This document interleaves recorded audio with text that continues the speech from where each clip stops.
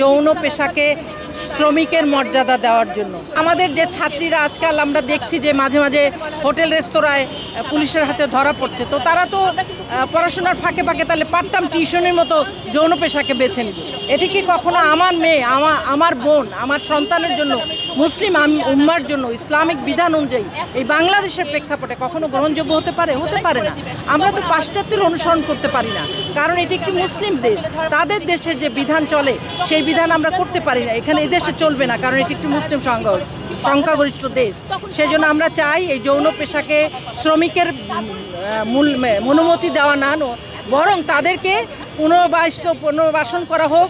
যার যা যোগ্যতা, দক্ষতা, যার যেখানে স্কিল আছে সেই স্কিলটাকে কাজে লাগিয়ে তাদেরকে পুনর্বাসিত করা হোক।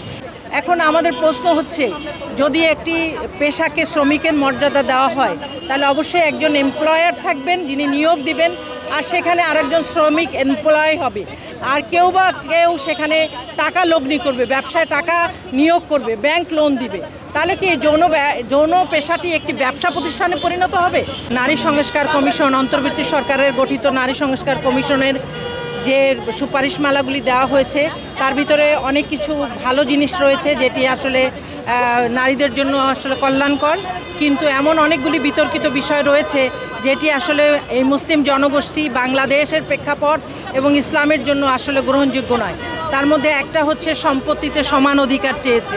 আপনারা জানেন যে সম্পত্তির মিরাজ বা উত্তরাধিকার কোরআন দ্বারা নির্ধারিত।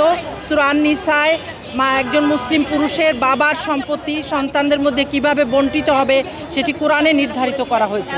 সুতরাং সেই নির্ধারিত সম্পত্তির যে অংশ, তার বাইরে গিয়ে নারী পুরুষের সমান অংশ দেওয়ার যে তারা দাবি করেছে, এটি আসলে এই মুসলিম জনগোষ্ঠীর জন্য, ইসলামের জন্য আসলে কখনো যুক্তিযুক্ত নয়, গ্রহণযোগ্য নয় বলে আমরা মনে করি। For more updates, follow us on Facebook, subscribe our YouTube channel, get the latest update on www.daily-sun.com.